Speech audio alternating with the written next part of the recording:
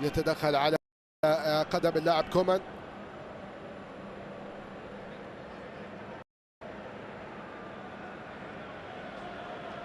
رمية جانبية ملعوبة الكرة للخلف، تبادل كرات 3-3. هل تذهب المباراة للنهاية بهذه الطريقة؟ لا يخسر أحد على حساب الآخر، لا يخسر مشجع ليفربول، لا يخسر مشجع البايرن في هذه المواجهة. هل تنتهي عند هذه اللقطة أما هناك كلمة أخرى ستكون قادرة أن تعطي الاحتفالية لأحد الجمهورين، إن كان جمهور البايرن أو كان جمهور ليفربول. كرة ترجع للخلف، كرة الإنجليزية التي توجد طبعا بدوري أبطال أوروبا في الموسم الماضي. هنا كرة فيها انطلاقة، محاولة خطيرة عرضية، ممكن كرة أمام المرمى لكن يتدخل مزراوي يبعد الكرة إلى خارج أرضية الملعب. مزراوي يبعد الكرة في التوقيت السليم على مزراوي. لديه عمل كبير هذا المغربي لكي يقنع توماس توخل بأنه واحد من الأسماء المهمة التي لابد أن يحتفظ فيها في الفترة القادمة.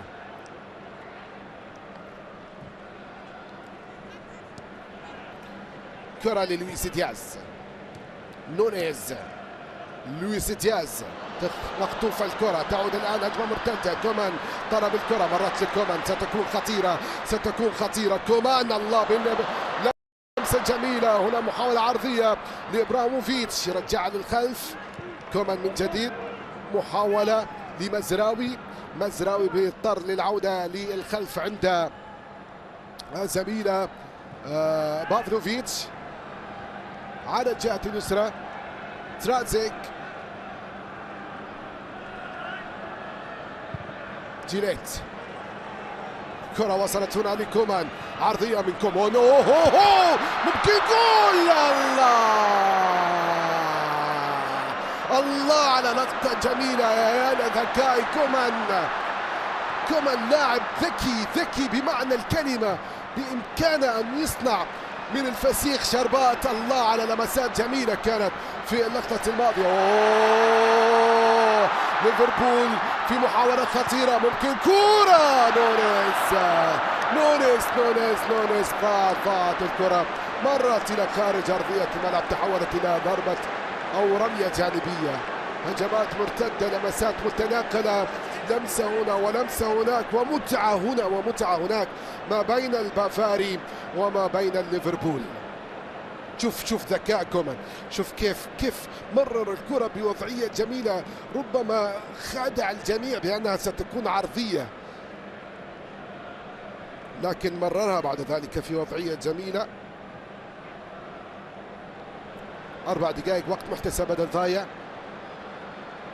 هل تشهد هذه ال4 دقائق هدف قادم؟ كرة اللعب إلى الأمام، تراتزيك لا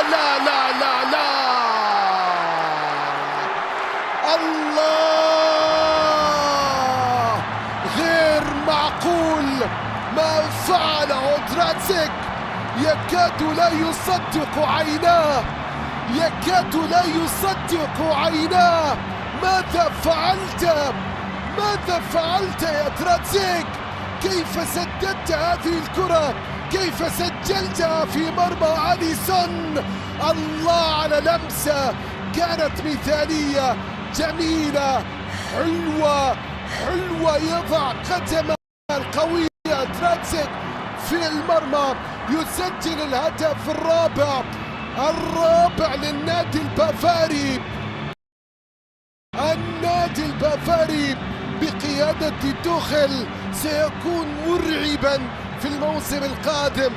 تراتزيك بديل بافارد يضع الكرة في المرمى، محرزا الهدف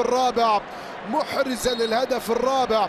يا الله، تخيل تراتزيك في الموسم الماضي لعب مباراة واحدة فقط مع النادي،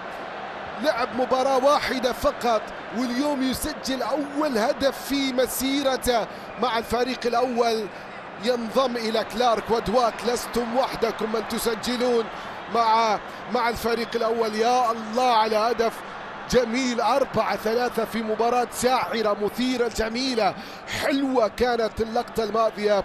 هدف لا يصد ومستحيل يستطيع أليسون أن يتعامل معه في اللقطة الماضية. حتى هو ما مصدق، حتى هو ذهب واحتفل، ولكنه بعين تقول أكاد لا أصدق عيني كيف سددت هذه الكرة يا تراتزيك. إذا هدف جميل جدا، وهدف رابع للنادي البافاري. كرة فيها لمسة، محاولة، يا الله تراتزيك من جديد يتقدم في محاولة قد تكون خطيرة، وصلت للخطير كومان، ممكن جول. الله الله الله أليسون. تراتزيك من جديد، هي خطيرة أمام المرمى، فرصة جول. الله الله الله الله يا أليسون، الله يا أسد العرين. يتصدى أليسون لكرات متتالية متواصلة، كانت أولها من كومان، بعد ذلك عرضية بهذه الطريقة تهيأت لمزراوي، سددها مزراوي، لكن أليسون يحرم مزراوي من التسجيل. تسجيل هدف خامس. هنا كومان من جديد، محاولة، تشتعل المباراة في اللحظات الأخيرة، في اللمسات الأخيرة. البافاري يشعلها، النادي البافاري يشعلها في اللقطة الماضية. إذن كادوا أن يسجلوا الهدف الخامس في مرمى ليفربول. لولا يعني براعة أليسون واستبساله في التصدي لتسديدة كومان والتصدي لتسديدة مزراوي، لكان ممكن يكون هدف خامس في مرمى طبعا ليفربول. ستكون هي النتيجة الأولى التي تحدث بهذه الطريقة في تاريخ مواجهات الفريقين، إن كانت ودية أو إن كانت رسمية. كرة ترجع للخلف، خلاص أعتقد أن حكم المباراة أقرب لإطلاق صافرته. وبالفعل أيها السيدات والسادة مشاهدينا متابعينا عبر قنوات أبو ظبي الرياضية، نعم استمتعنا بهذه المباراة الجميلة التي جمعت كبيري إنجلترا ليفربول وكبيري ألمانيا، وجمعت ما بين توخل وكذلك يورجن كلوب بطابع ألماني خاص على مستوى التدريب. الأحمرين في هذه المباراة قدموا متعة جميلة كبيرة ما بين هنا وهناك في شوط المباراة الأول وفي شوط المباراة الثاني. أتمنى أن أكون قد وفقت في التعليق على هذه المباراة أيها السيدات والسادة، على أمل أن نلتقي في لقاءات أخرى. تقبلوا تحياتي من كان معكم أحمد الحامد، وإلى اللقاء.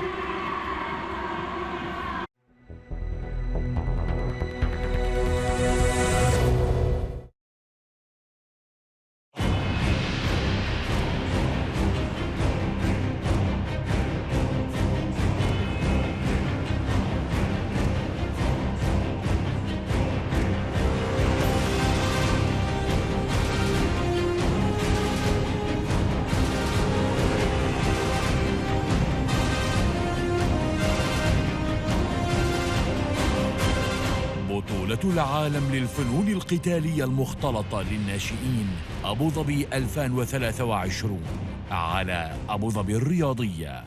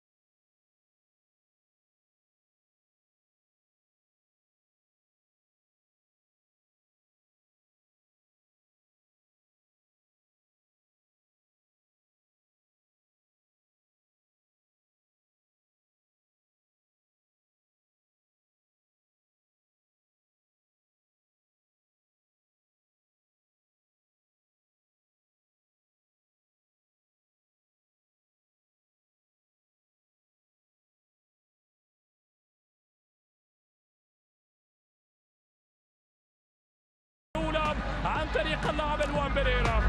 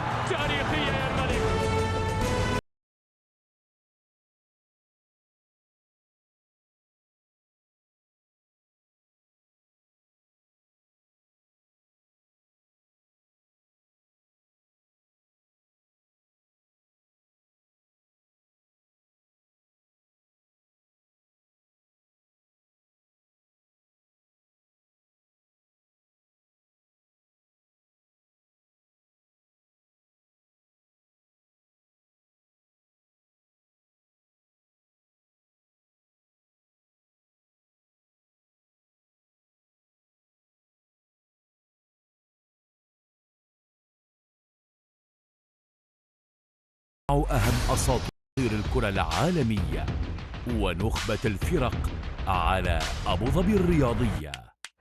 بطولة سوكر تشامبيونز تور في الولايات المتحدة الأمريكية.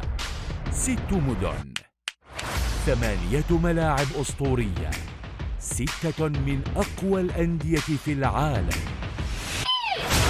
بطولة سوكر تشامبيونز تور على أبوظبي الرياضية في الأوقات التالية.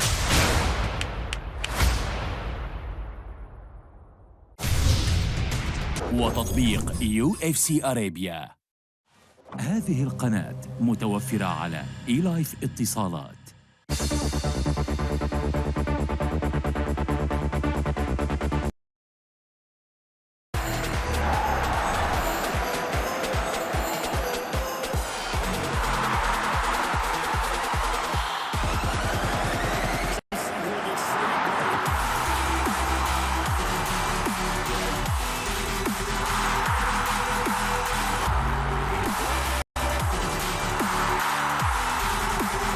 كأس الاتحاد الآسيوي على قنوات أبوظبي الرياضية.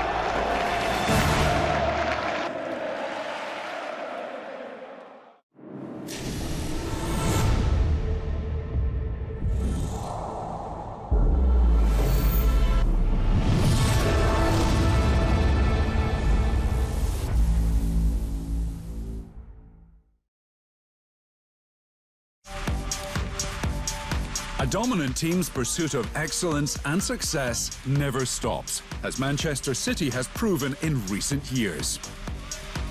The drive for success has been relentless. Manager Pep Guardiola always demanding more and better. So it is, with a new season about to kick off, that Manchester City resumes its relentless pursuit of excellence and success.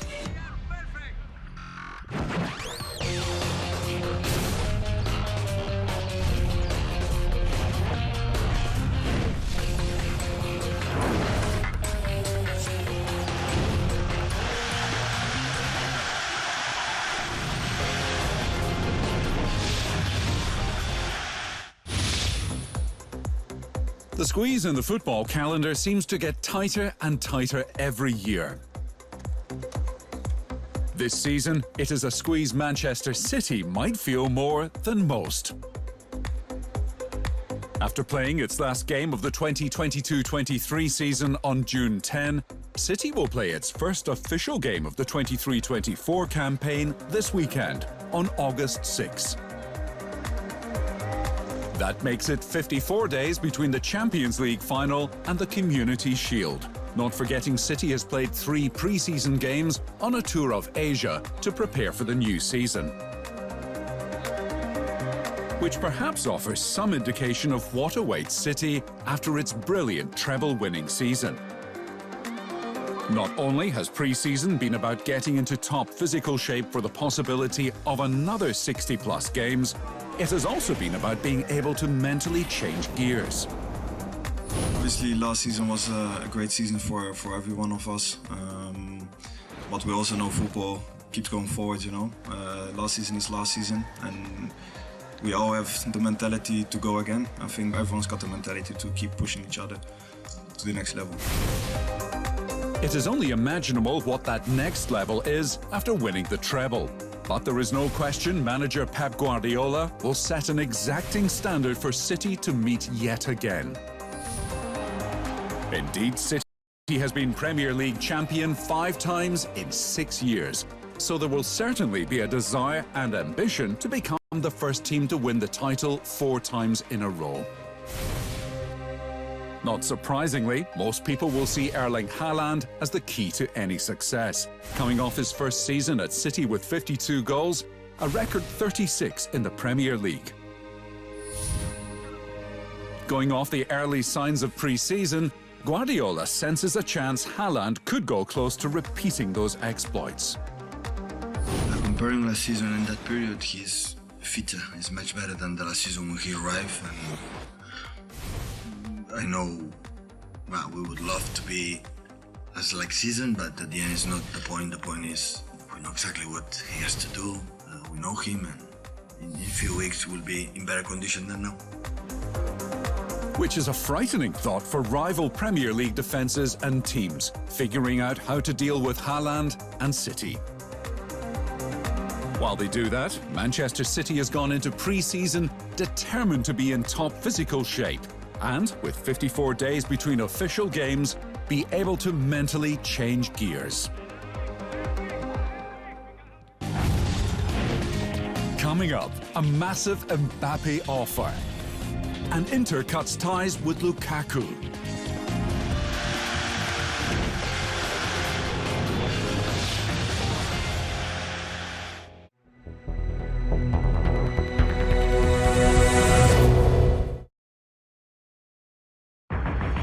حدث واحد سيجمع أهم أساطير الكرة العالمية ونخبة الفرق على أبوظبي الرياضية. بطولة سوكر تشامبيونز تور في الولايات المتحدة الأمريكية. 6 مدن، 8 ملاعب أسطورية، 6 من أقوى الأندية في العالم. بطولة سوكر تشامبيونز تور على أبوظبي الرياضية في الأوقات التالية.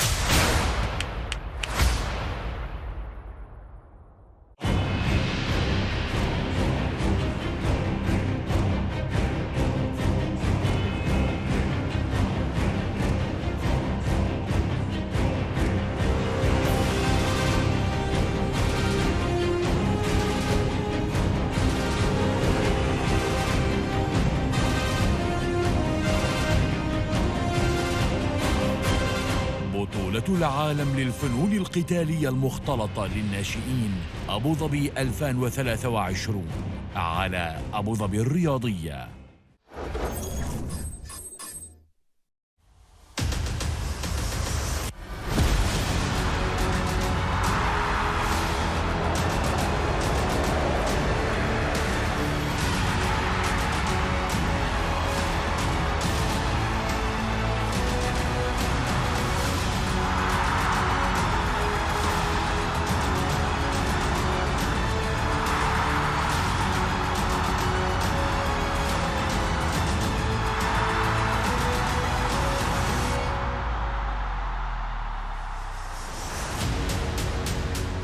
كأس إيطاليا على أبو ظبي الرياضية.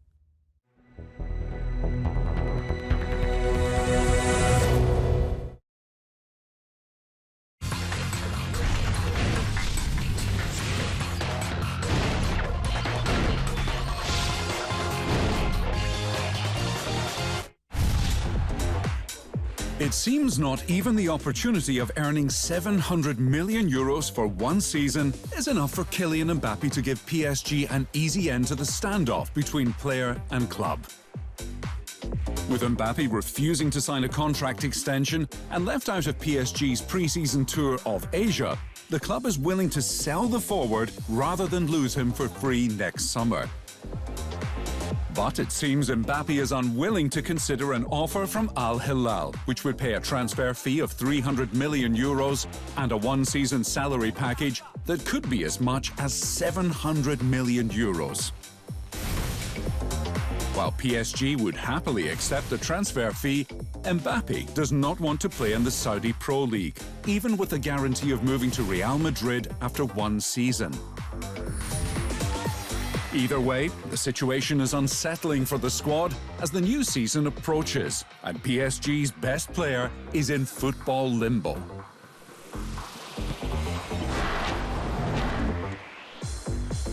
Unwanted by Chelsea and now unwanted by Inter Milan, it seems Romelu Lukaku is facing an uncertain future.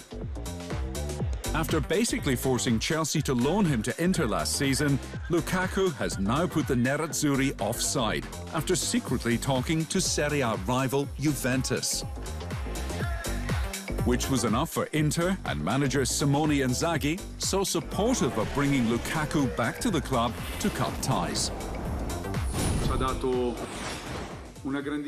He gave us great help and he had the love of the whole Inter family, especially the fans, who are the most important part.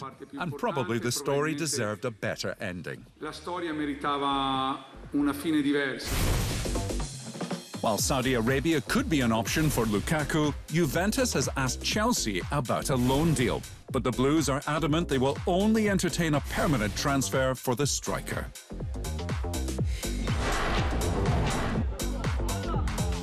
Poised to play at least one more season at the highest level, David Silva has confirmed the worst, announcing his immediate retirement due to injury.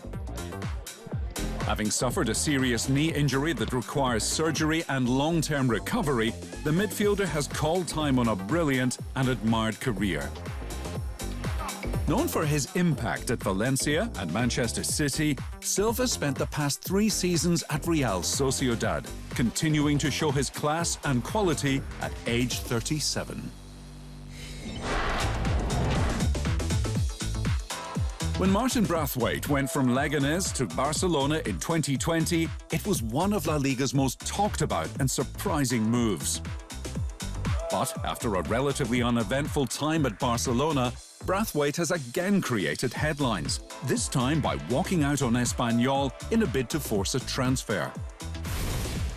A scorer of 10 goals in 33 appearances as Espanyol was relegated last season, Braithwaite abruptly left the team's pre-season training camp, unwilling to play in the second division.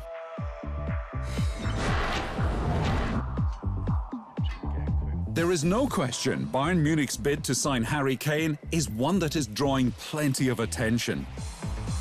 But Bayern is also keen on signing another Premier League player, looking to do a deal for Manchester City defender Kyle Walker.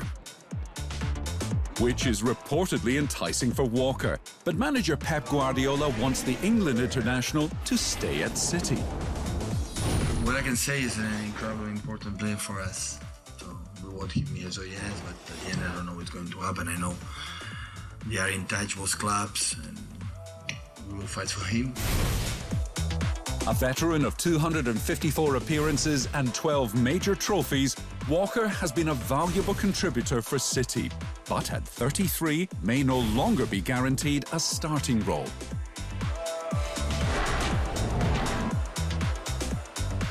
The past couple of seasons have been difficult for Isco, nudged to the fringes of the squad at Real Madrid and released after just 19 appearances for Sevilla. But the attacking midfielder is now hoping for better, joining Real Betis on a one-year deal.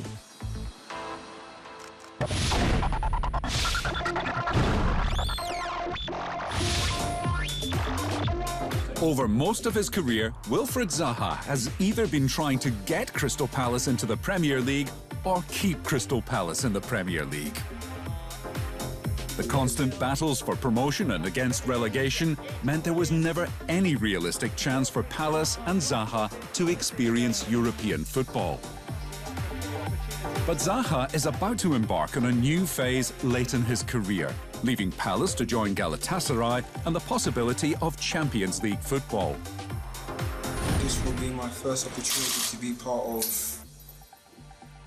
Champions League, so my mindset is to come here, do my best and get as far as possible. The possibility of reaching the Champions League group stage depends on Galatasaray getting through qualifying, opening its bid in Lithuania. Alas, the first leg did not go entirely to plan for Gala, held 2-2 by Žalgiris Vilnius. But Greek giant Panathinaikos opened its campaign with a strong away win. Likewise, Dinamo Zagreb outplayed FC Astana to establish a 4-0 first-leg lead, while Aris Limassol hit 6 in an impressive home win over Bati Borisov. Veteran Edin Dzeko scored as Fenerbahce opened its Conference League campaign with a victory. Besiktas also winning, but Adana Demirspor was held. It was a good night for Belgium as Club Brugge and Ghent posted big first-leg wins, while last season's beaten finalist FC Twente eased to a 1-0 victory. There was little joy for Greek clubs PAOK and Aris, both held to draws, while Gomares got the better of a 7-goal battle in Slovenia.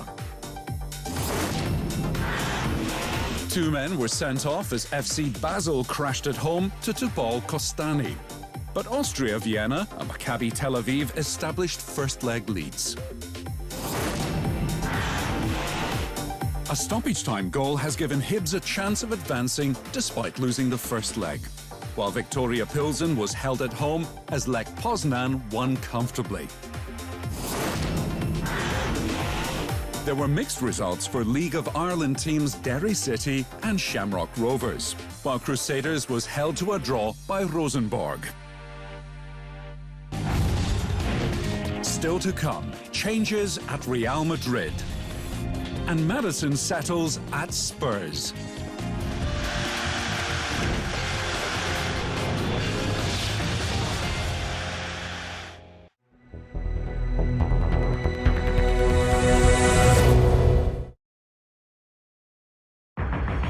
حدث واحد سيجمع أهم أساطير الكرة العالمية ونخبة الفرق على أبو ظبي الرياضية. بطولة سوكر تشامبيونز تور في الولايات المتحدة الأمريكية. 6 مدن، 8 ملاعب أسطورية، 6 من أقوى الأندية في العالم. بطولة سوكر تشامبيونز تور على أبو ظبي الرياضية في الأوقات التالية.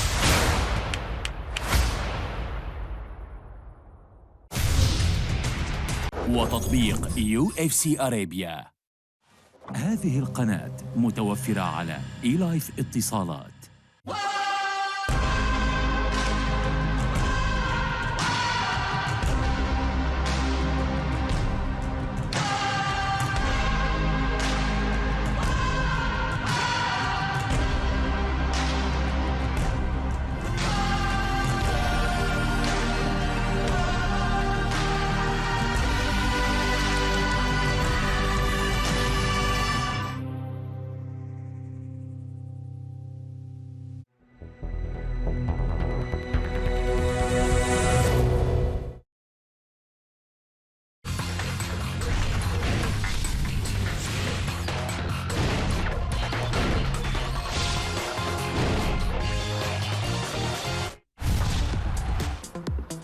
Well and truly into the twilight of his football career, Carlo Ancelotti is well versed on pre-season preparations.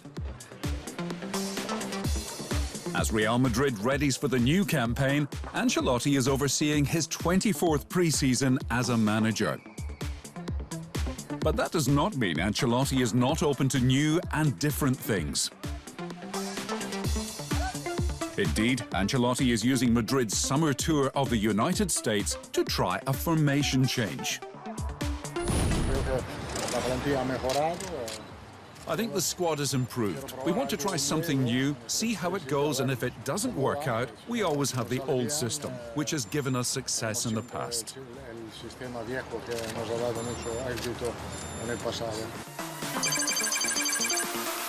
Bar a few games last season, Ancelotti set up Madrid in a 4-3-3 formation, with Karim Benzema leading the attack as a lone striker. But with Benzema gone, Ancelotti used a 4-4-2 in the friendly against AC Milan, employing 2 strikers and a diamond midfield.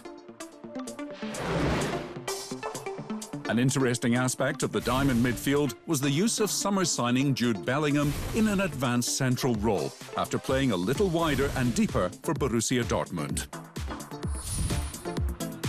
Which is just another option Ancelotti has available and for consideration, given the stocked Madrid midfield after the transfers of Bellingham and Arda Güler.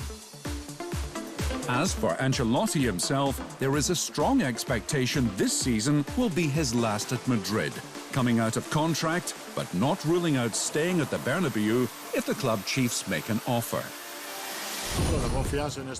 My confidence in this club for this season is total. Let's see what happens this season. I think the season will turn out well. We have a very young group that we are convinced will give us a lot of joy. Which is the positive outlook of almost every manager during the summer workouts, even Carlo Ancelotti, his willingness to try new things undimmed as he oversees his 24th pre-season campaign.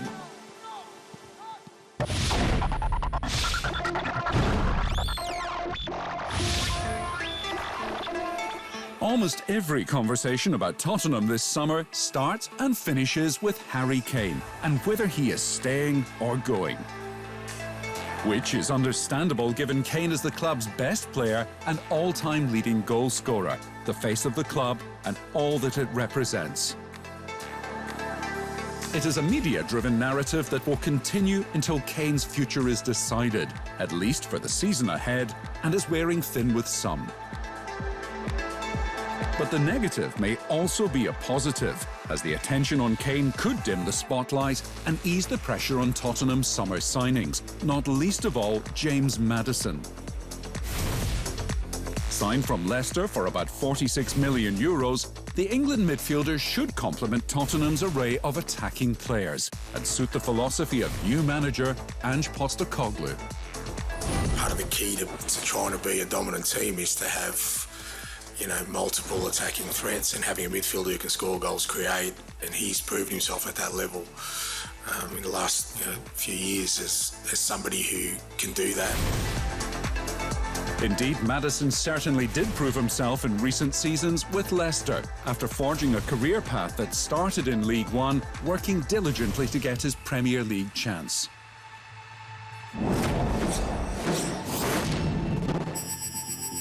After going from Coventry to Norwich to Aberdeen, Maddison showed at Leicester he was capable of playing at the top level, with 55 goals in 203 appearances. So, when Leicester suffered relegation last season, it was only a matter of time before Maddison was signed to stay in the Premier League, moving to Tottenham to further fulfil his football ambition. A lot of people talk about how long it's been since Tottenham have won a trophy, but I wouldn't be here if I didn't believe that we could win. I think we have what it takes to win. It's just about that mentality and wanting to win and driving to win. There is no question Kane is the key driver for Tottenham as it tries to end its 15-year run without a trophy. Which is why there is so much talk and focus on Harry Kane and his future. A situation that could dim the spotlight and ease the pressure on Tottenham's summer signings, not least of all, James Maddison.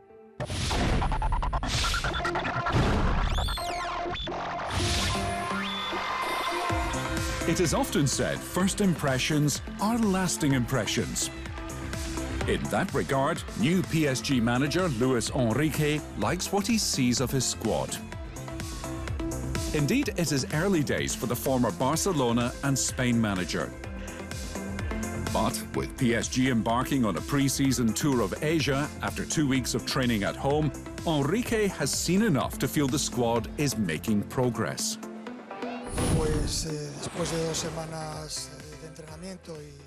After 2 weeks of training, my impression cannot be better. Very good. Not only because of the greatness of the club and all the facilities we have to carry out our work, but because of the quality of the players.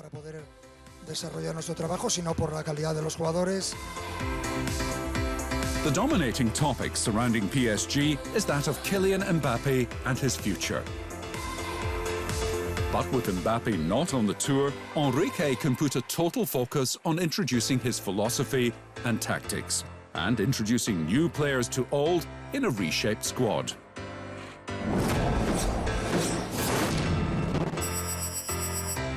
With the possibility of more to come, PSG has already signed 8 players to permanent deals this summer, including Lucas Hernandez, Kang-in Lee and Marco Asensio.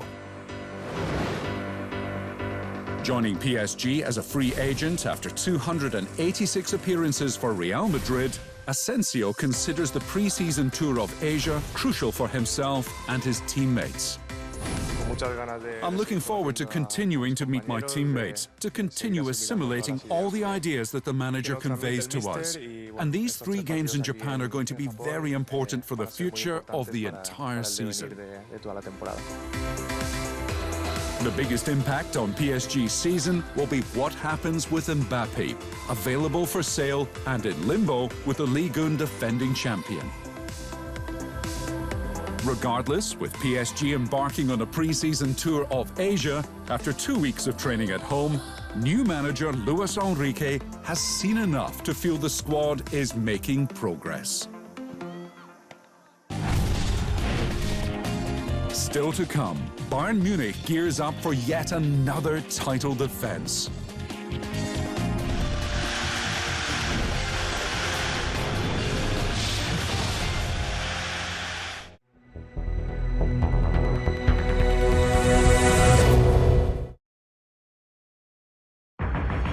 حدث واحد سيجمع أهم أساطير الكرة العالمية ونخبة الفرق على أبوظبي الرياضية.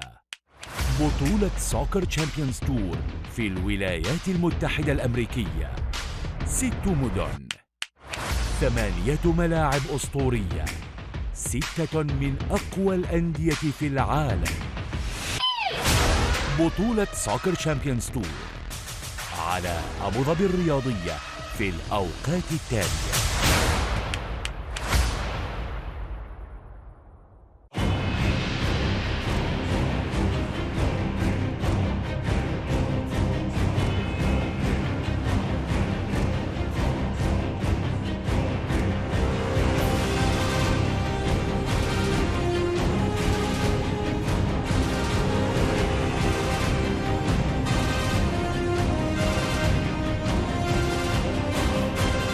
بطولة العالم للفنون القتالية المختلطة للناشئين أبوظبي 2023 على أبوظبي الرياضية.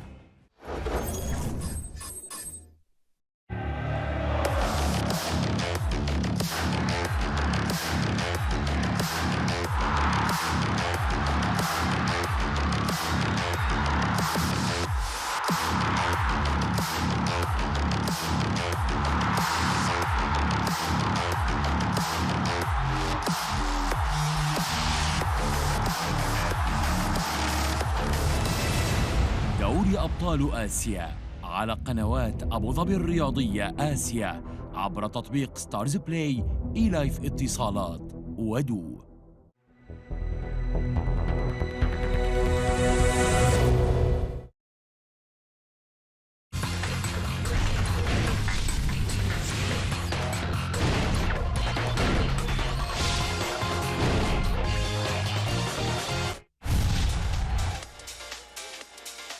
But for a goal conceded here and a goal scored there, Bayern Munich might not have celebrated an 11th straight Bundesliga title last season.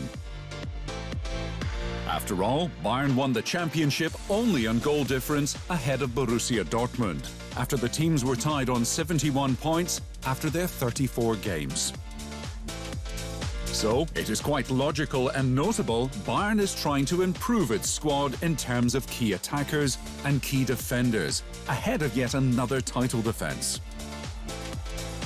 While the main transfer target up front remains Harry Kane, Bayern has actually added to its defence after losing Lucas Hernandez to PSG as a free agent. The major signing is central defender Kim Min-jae, who arrives from Napoli for a transfer fee of €50 million, aiming to boost Bayern and himself to a higher level. We're very happy because that he decided to take this adventure in his next club, and hopefully he can take the next level. He played outstanding season in Italy and then in Champions League. Was very reliable, very strong in defense, good build-up play, so very complete, and hopefully he can settle in very quickly. If history is a guide, the South Korea international will settle and adapt quickly, having done so at every stop of his career, not least of all at Fenerbahce and Napoli.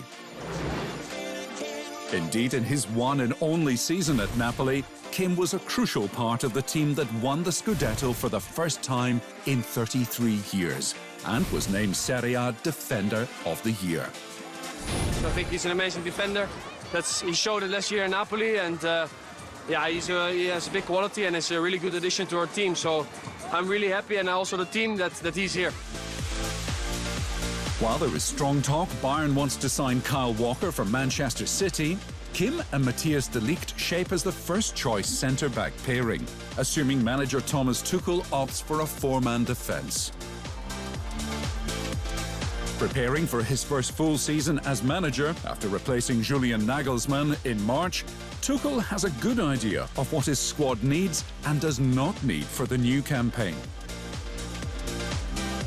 But whether or not Bayern goes back into the transfer market before it closes on September 1, Tuchel is happy to work with the squad as it is.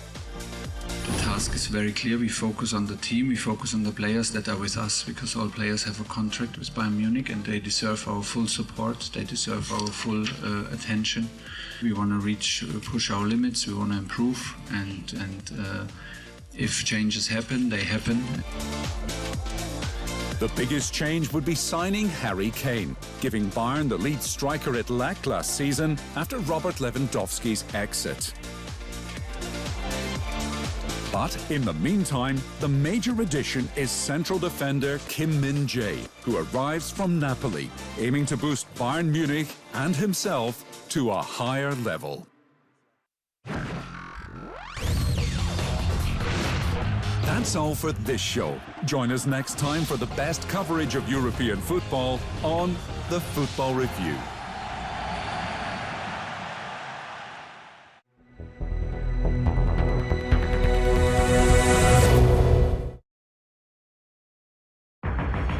حدث واحد سيجمع أهم أساطير الكرة العالمية ونخبة الفرق على أبوظبي الرياضية.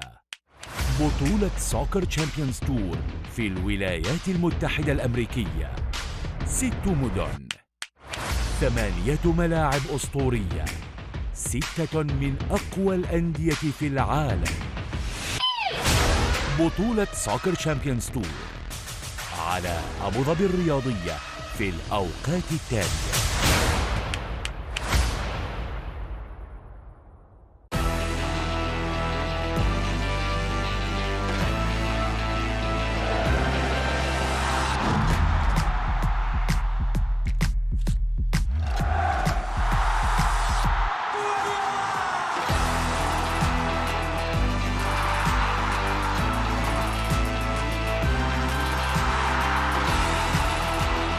الكرة الأوروبية في أسبوع على أبوظبي الرياضية.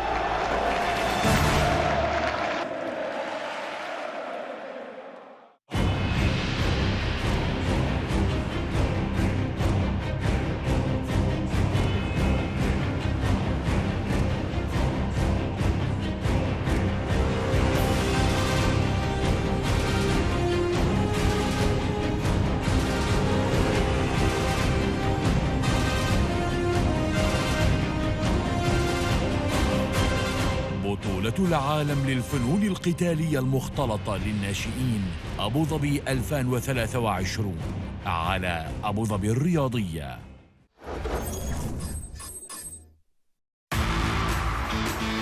عالم الرياضات القتالية، برنامج أسبوعي يأتيكم بأفضل ما يحدث في عالم الرياضات القتالية، أكبر الأحداث، أقوى المواجهات، ملخص أسبوعي، تحليل للنزالات، عرض للنتائج، استعراض لكل أنواع الرياضات القتالية في مكان واحد.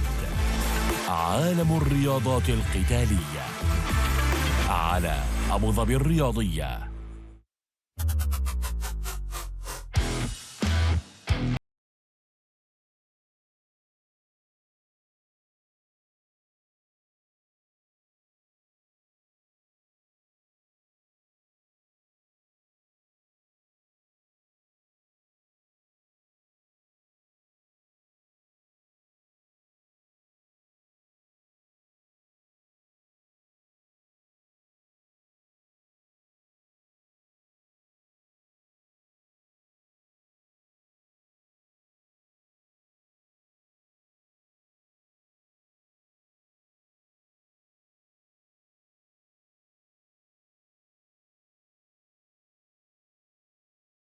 أبو ظبي الرياضية.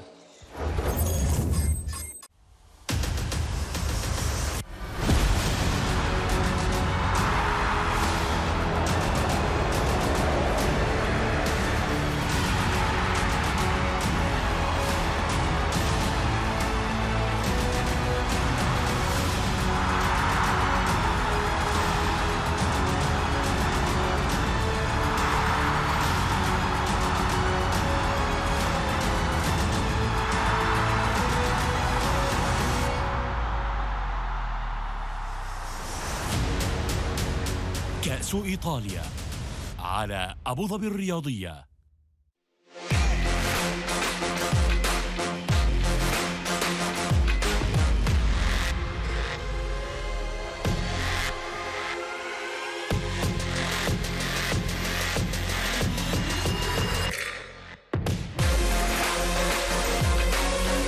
الرياضة 365 في هذه الأوقات على أبو ظبي الرياضية.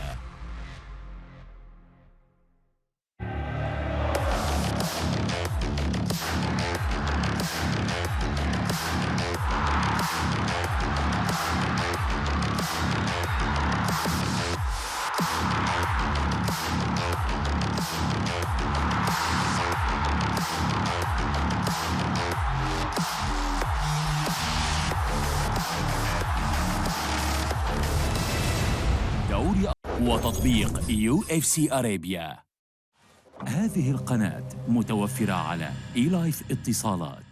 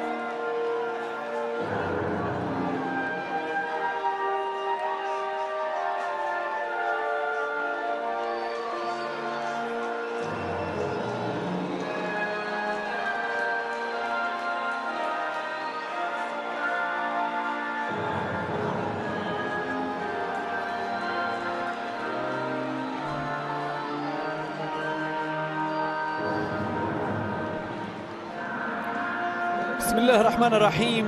سيداتي نساتي سادتي مشاهدينا متابعينا في كل مكان، أسعد الله أوقاتكم بكل خير. هذه أجمل تحية مني محدثكم فارس عوض، ويسرني بأن ألتقي مع حضراتكم من خلال هذه المباراة الودية الاستعدادية التي تأتي ضمن جولة أبطال كرة القدم التحضيرية في الولايات المتحدة. ويا له من لقاء يفتح بوابة للذكريات والعناوين الكثيرة جدا. يكفي بأن نقول بأنها قمة الريال واليوفنتوس، القمة التي شهدت العديد من الأسماء والنجوم والقصص والذكريات ونهائيين سابقين في دوري الأبطال. قمة أهداف ديل بييرو على كاسياس، قمة كارتي نيدفيد أمام مدريد في 2003، قمة نهائي الأبطال في 98 ومياتوفيتش، قمة نهائي 2017 ورباعية الميرينجي، قمة رحيل إميرسون وكابيلو وكانافارو لريال مدريد بعد هبوط اليوفنتوس، قمة انتقال زين الدين زيدان الأسطورة الكبيرة في الفريقين، قمة بالتأكيد تحالف بيريز وأنيلي في السوبر ليج، قمة تصفيق جمهور اليوفنتوس لدون كريستيانو رونالدو في ليلة لا تنسى وهدف كان وما زال في ذاكرة هذه القمة.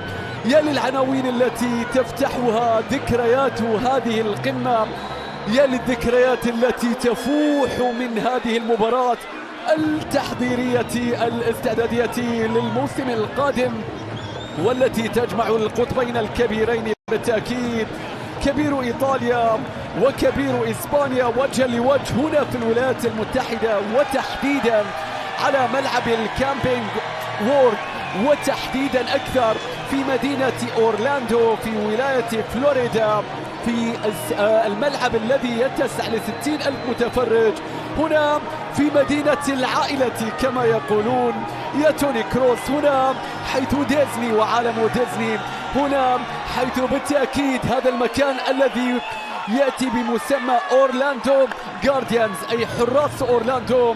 هنا في هذا الملعب سنشاهد من سيخيم بين الفريقين في الكامبينج وورد، من سيأتي ويقدم لفريقه ولجماهيره الرسالة الأخيرة المطمئنة قبل انطلاقة الموسم الجديد، لأن كارلو أنشيلوتي يقول نريد أن ننهي جولتنا على أفضل وأكمل وجه بعد فوز في المباراة الأولى على الميلان، ثم بعد ذلك على اليونايتد قبل خسارة البارسا الأخيرة.